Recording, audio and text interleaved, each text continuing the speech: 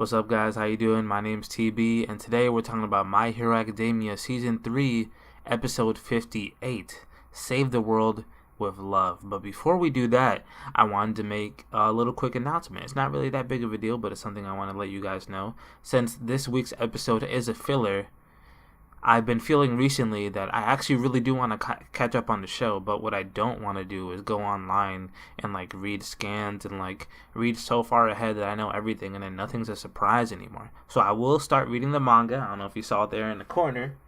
I went to Barnes and Nobles this week and I bought the first volume. So I got the first volume. Every single week from now on, I'm going to be buying a volume until I catch up on what's out. That way, I'll be caught up with the show eventually, gradually. Because the manga, obviously, is way further than the anime is. I just want to, I want to be able to do both, read and watch. So, just so you guys know, that's something that I'm trying to do. So, I'll probably do some manga reviews once I get past the point of where the anime is. I'll do both, since I just love this show so much. So anyway, we start off in the beginning here with All Might just saying, this is a special episode. This is something that you haven't seen before. So obviously people who have read the manga have not seen anything that's going to be going on in this show because this is an anime only show. It's filler.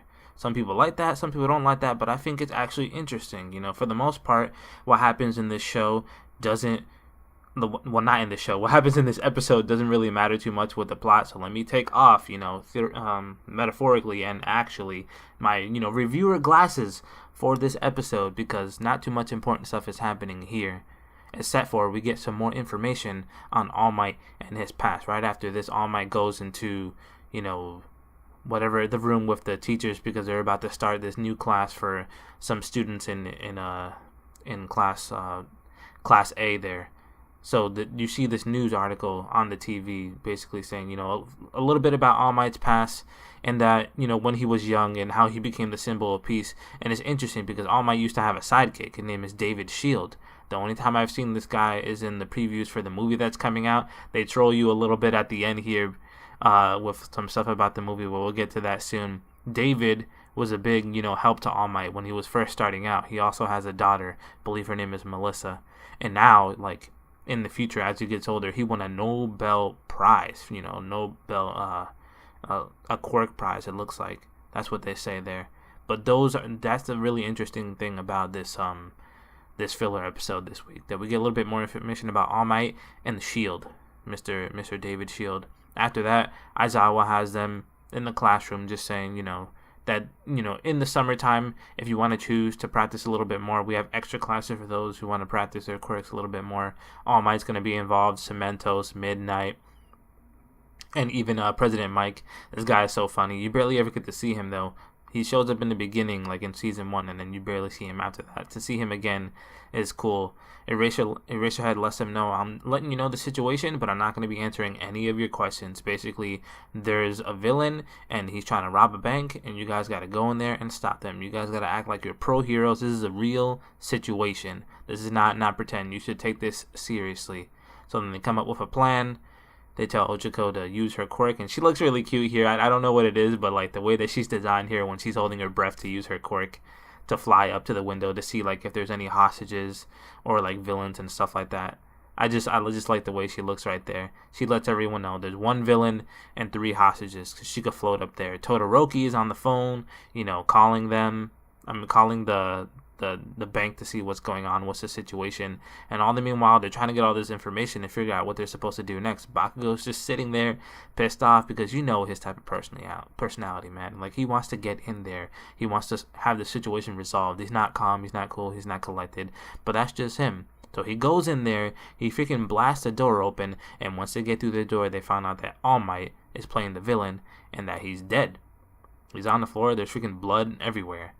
Actually, there's a clue right in the beginning here that Sue tickles his nose, I guess, with her hair to figure out if he's alive or not. She says that he's not dead, but it looks like he's supposed to be dead. And then you see the hostages. You have Cementos, you have President Mike, and then you have Midnight. They're all there. They all tell their stories about what happened before, the villain was dead. Cemento says that, he gave him all the jewelry and nothing else. Midnight says that she came in afterwards because she was just trying to buy some accessories. And President Mike says he's trying to get a a wedding band for his girlfriend. That was his story.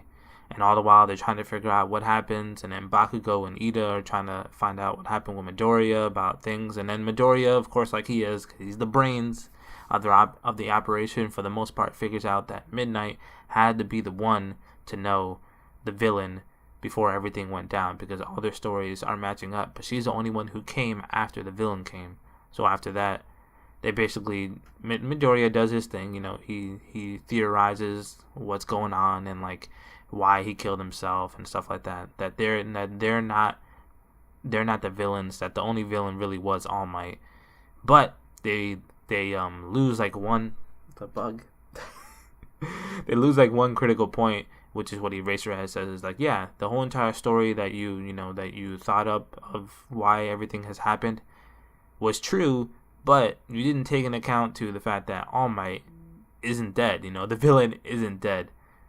He escaped right at the very end. It's hilarious because like they did everything right except for the fact that they didn't tie him up to make sure that he wouldn't escape. He pretended to be dead. He really wasn't dead. And you just see him running out like, I'm making my escape, I'm going. And everyone was like, what happened to the love? I thought there was love between Midnight and the villain. And Bakugo's like, there was no love. There was never any love. And that's basically the whole filler episode. Was just there to test how they would react in a situation where they weren't exactly sure what to do with the villain, because the villain wasn't even alive anymore. And then again, you have a cut here because All Might goes back to his computer because he got an email previously at the beginning, and it was from Melissa. It was assuming David's daughter. That's his daughter, and she calls him Uncle All Might. That's funny. I guess they were close at one point. You have another shot there of David and All Might when he was younger, saying that he wanted to be the symbol of peace. After that, All Might goes straight to Deku's place, and he's like, yo, you want to go to Eye Island? And apparently, Midoriya knows all about Eye Island, which is good. He's going there, not completely blind. All Might wants to, bring him there to better discipline him and give him more discernment about how to become the symbol of peace. Probably teach him something about his past. And obviously, it's connected to the movie because right at the end, Midoriya is like, those who haven't watched the movie yet should probably watch the movie because then this will make a lot more sense. And I'm like, yeah, because it's out in theaters here in America. Or out on Blu-ray or DVD release for me to like legally watch it. No, not yet. Hopefully, by the end of this year, I'll be able to see this movie. I forget what it's called, but I definitely want to see this movie and know that I will review it whenever I get the chance to. But that's basically the whole entire episode. Excited for next week. This week was, not much to cover, but it was fun. It was cool. Hopefully, the people who just read the manga will watch this, even though it's filler. It'll give them something, to do. Something to be excited for. Next week, they're going to be fighting Gang Orca, trying to finish up that provisional license arc. And that's it. Let me know what you guys thought of this episode, if you decided to watch it, because I know how some people feel about filler. And let me know what you guys thought of this review. More My Hero Academia stuff will be coming in the future, especially now that I'm reading the manga. So be excited about that. And I'll see you guys in the next one. Bye. That is not correct. Because according to the Encyclopedia of...